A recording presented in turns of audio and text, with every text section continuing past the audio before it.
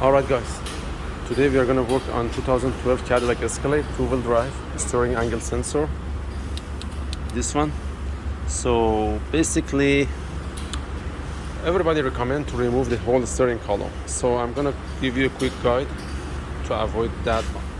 First thing first, you're going to need 15mm and 30, and lose the connector, right here. And then if you go from there, you're gonna see, take that connector from the steering column out, and then from there, let me see, okay, from right there you can push it back, so it's gonna come off. Make sure you lock the steering as of I just did, because if you don't that, you're gonna break the clutch spring and you're gonna have all kind of light and everything on. So when you do that, there is 4 bolts 15mm right here, right there, and 2 down more. Take them out, and this is the 15mm. Take them out, and there is 2 shim behind the back 15mm. Make sure you put back the shims over there.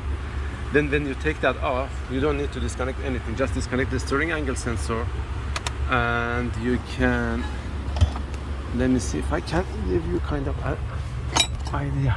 See, from right there, as you see the steering column, you can wiggle it out. Just let me show it to you. So it's gonna go, hold on 1 second. Okay, there you go. Okay, let me see the light, where the light is. Okay, right here. So this thing goes all the way in, and that's the connector right here. Disconnect it and take it out.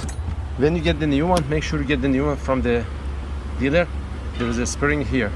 Don't take that out, because you're gonna break the sensor. Make sure you slide it all the way in, lock it, and then you can take the spring on the behind off. Then you can put everything back together. Just lift up the steering wheel and put it back, and tight all the bolts. Hope you guys understand kind of what am I talking about. That was a quick guide about that. So shoot me a text message or leave the comment below if you have any questions. I try my best to guide you. Thank you guys, and God bless.